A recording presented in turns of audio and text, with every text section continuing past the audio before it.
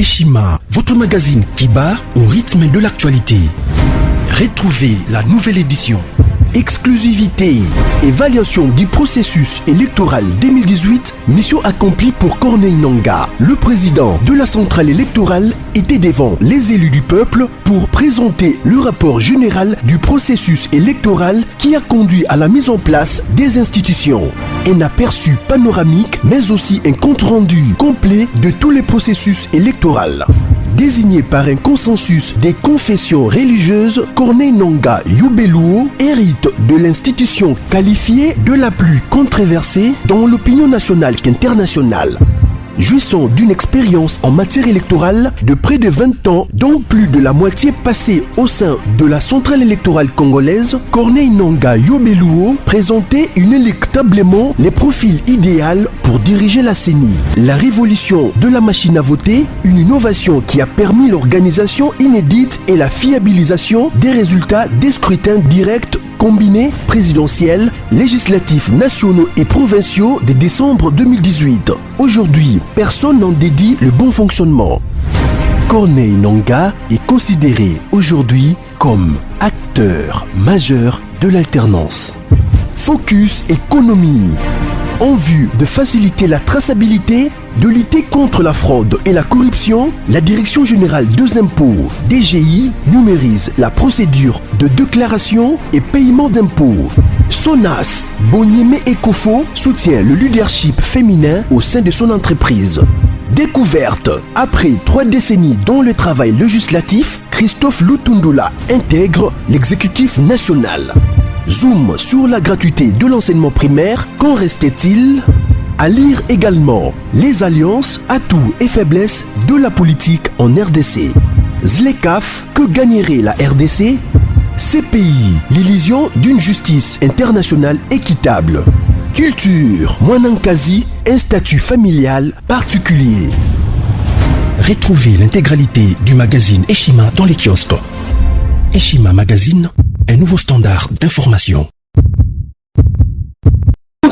Oyo azali kolinga balimbisa yeye pe il faut alimbi ya Tshisekedi makambo ya kokende lisusu kosala exploitation abusivement aboué sikoyo stratégie nini oyo ba mettre en place po ete économie na biso ezongela robe nango ya sika po ete makambo nyonso ezala elengi toye apesi polo vote ye obona boy kamatalia mais dénoncer yande mais jusque là député nini ya UDPS oyo a dénoncé Jacqueline Ngobi qui sont en défendre Moutou UDPS c'est viva qui est au pouvoir viva Fatibé tombola loboko gangaba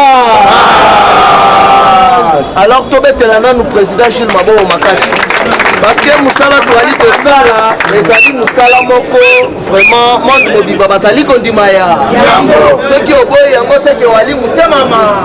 Amen. Yango Touali commencé à faire Naba Papa. Parce que jusque-là, il doit pas se vivre. Touali qu'on force parce que puis son moment Moutosali déjà déterminé. La campagne sont des alliés bien organisés. Donc, tous allez toujours sensibiliser pour na mampinga na bi. Yo salaka Tshisekedi boye boy. Tshisekedi sikoyo a pris décision asilisa guerre na yo mutu olobaka yo mutu ofinga ka pesa contribution na. Yo bengi président Gilles eko commandé. Yo bengi mwana koli eko commandé. UDPS viva. Na batu nyonso oyo bali ko pesa discrètement ndenge zali wana l'air to rekoma na phase Yasuka tokotanga bakombo na bango tombola sikolo boko kanga ba sans plus tarder nali kokota na actualité politique ya liboso nous na kobanda na entretien ya Fachi na pape François avant voyage na niveau ya France basolola kini UDPS viva ya mibale na kolobela sur rencontre ya Fachi na Paul Kagame UDPS viva et puis na koya ko conclure na interview ya Paul Kagame na RFI oyo adimisi lukuta ebe mais en entendant batalier basekie makasi en plus de cela magazine Forbes ya États-Unis d'Amérique et Bimisi Fachi est les politiciens les plus stratèges. Il y a monde mobile. Mettez la Fachi Mabo pour la ligne azali stratège, bazali comment on a détermination na charisme na ye. Imaginez-vous na ba président nyoso ba bengisi na niveau ya France. France à lobby il faut à soutenir ba économie ya Afrique. Mais Fachi Aboyi offre wana. Il ne peut se vivre. Mais au contraire, Andimi offre ya FMI Oyo bazali ko soutenir lutte contre Covid-19. Maintenant Fachi Mabo makasi. Parce que na RDC tozali na nyoso. Yo européen sabiso ni. Problème ezali sikoyo nde ya ba carré minier ba contrat wana il faut ba annuler yango na niveau ya C. Mais selon quelques ba investigation, à l'époque Matata Mponyo premier ministre, Bati Lukwebo ministre ya économie. Yebe. Il ne peut se vivre. Mais vérité un jour ekoyeba. Totiki justice ça la musalana. Tolo bate. Il ne peut se vivre. Alors que Zali Kokota na point na biso ya liboso oyo na lobela ki bien sur entretien ya Pape na Fachi avant voyage na ye. Il ne peut se vivre. Chaque combattant yeba que non RDC non sur le plan spirituel tozali pays moko tozali béni. Pour la nini religion ya église Kimbanguiste ebimi awa ezalaka na nord. Il ne peut se vivre. Deuxièmement, Bomoni Fachi a décrété état de siège à l'obibien Ekobandana nord na Ituri. Ezali déjà prophétique. Il ne peut se vivre. Papa lobi na Fachi boy. Depuis que Ozali na pouvoir, toali comment na kati ya RDC mapata oyo ezalaki rouge ezo koma pe il ne peut se vivre. Ozali na soutien na biso abendi église catholique matoi alokotika kokota na mafia il ne peut se vivre. Mais Pape asengi kaka Fachi eloko moko ya kobomba batu wana parce que soki makambo ya ba école wana fictive et qu'on salir bango maka il ne peut se vivre. Ayekeli bango mawaza kana mawa Papa lobi sole kanga munoko bakukanga yo na prison sans fond ambongo kanga muno ozami chikanga moko na sengela bino Papa sengi na video conférence limbisa bango tiana seli kambuana Papa totiena se meso totiena se metokanga nano mbongo na show il ne peut se vivre. Et ça pas na koyebisa bino que non ko combattre Fachi ça ne sert à rien. Il ne peut se vivre. L'air ba sololi ba conclure boy. Il ne peut se vivre. Batouana il faut sikoyo basala exercice mort baleka na ba média basenga peuple congolais bolimbi basenga président de la république bolimbi parce que mutu oyo azali kolinga balimbisa ye pe il faut alimbi bango il faut babandana na kosenga bolimbi Fachi mwana maye Fachi aye kokamata nzela na ye akenda niveau ya France mais avant akende wana bomoni Denis na Kinshasa il devait se vivre makambu eyindi mambo inakuya nguvu il devait se vivre parce que bazali koyebisa bino balancer patrouille balancer bazali kosala yango likolo bazali kosala yango na se sikoyo Kagame a se sentir isolé akei mbangu na France pona kokutana na Fachi parce que Fachi akimaki ye déjà alobi na koyamba yo te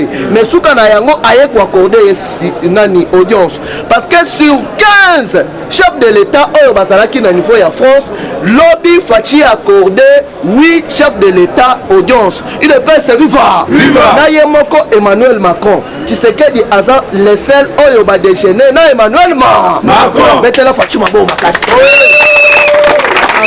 nini oyo ekolekana nani Kagame a se sentir que non azali isolé sur le plan diplomatique aye sikoyo na boule nini oteno à soutenir pe état de siège na sepeli na réponse ya Fachi UDPS viva alobi yo l'air ozali ko passer interview wali ko lobaka non na RDC massacre moko te esalema UDPS viva et puis ozali ko s'attaquer na Denis Mukwege na yebi kano bino bolukaka mutu ya Denis Mukwege mais pour l'instant tozali ko collaborer na nuna ba armée mususu parce que te comprendre que non armée rwandaise bazali ko jouer les chaud et les froid pour l'instant moyen to associé bino ezali UDPS viva Kagame azalaki complètement déçu balobi bien Fachi a emporté deuxième bataille sur le plan diplomatique. Tout le monde a le beau Gangaba.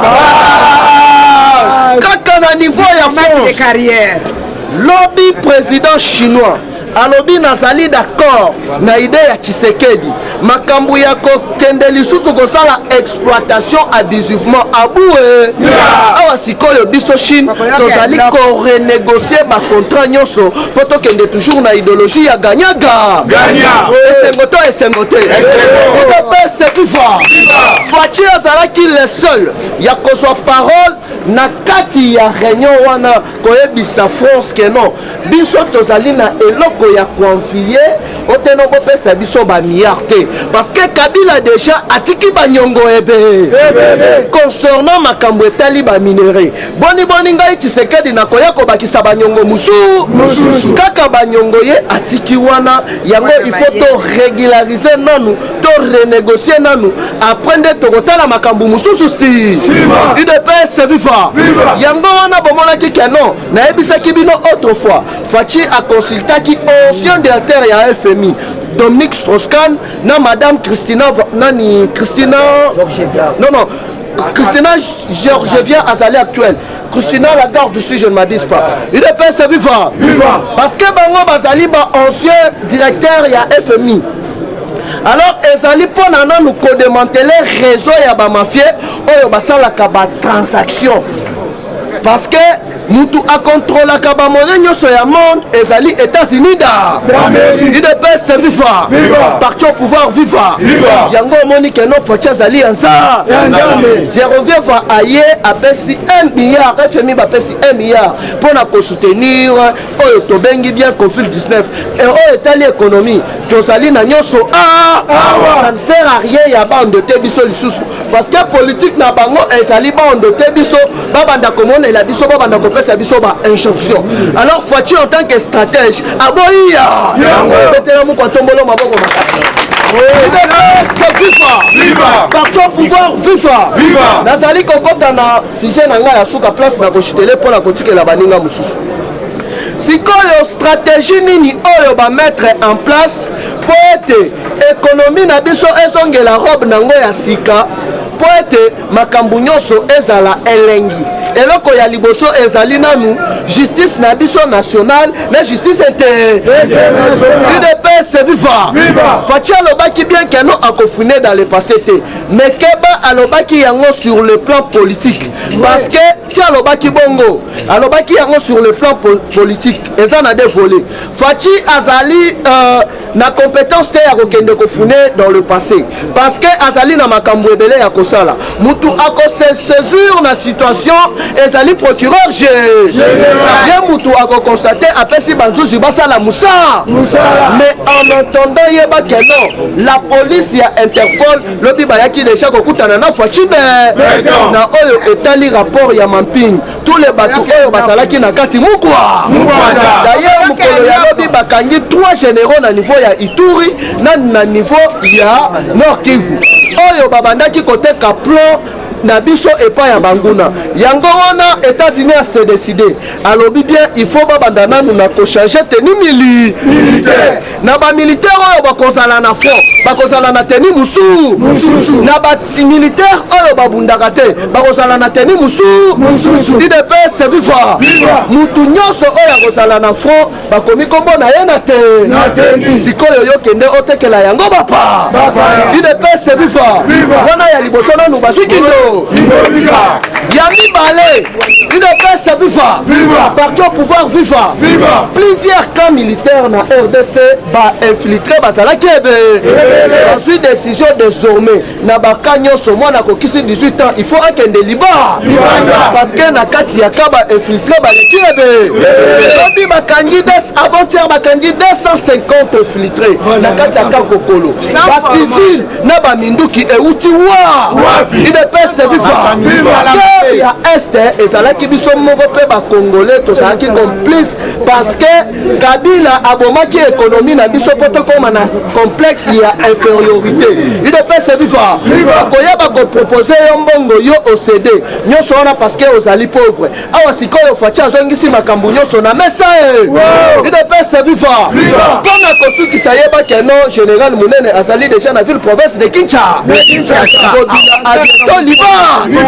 Parce que voir même nos députés, les députés na biso provincial corruptible, il ne peut se vivre. Nazali koloba yango tout, nakobanga mutu, nazali na makila ya Tshisekedi, il ne peut se vivre.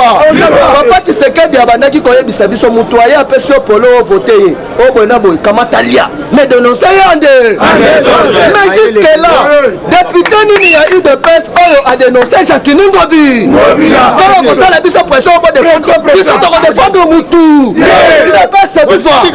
Yango wana ndenge sali wana ngobila basolongola général Munene ndako koma gouverneur ya cette province de Kinshasa.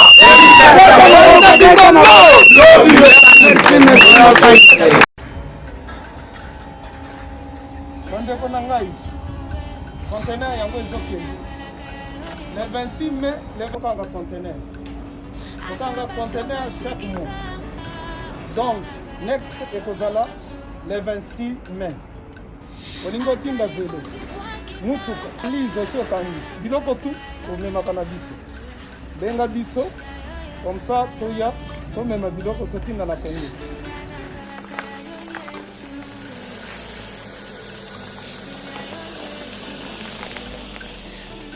Bandeko kari yango oyo touti kozongo ezokende Kinshasa oza na mutuka pesa biso ezokende. Merci. Le 26 mai mosusu ekwende ya 2021 otoza nango donc tosalaka chaque mois oza besoin na carton benga biso ya monene yango moyenne yango oyo moyenne yango oyo na carton na biso ya moke oza na 3 dimensions oyo nyonso olingi otinda benga biso tozozwa bavelo tozozwa bavalise mituka tozozwa donc eloko tu tozomema na Kinshasa. Merci beaucoup. Mutuka vélo salon biloko ndako biloko tu tozomema donc oyo hésite te bobenga biso toza wana mpona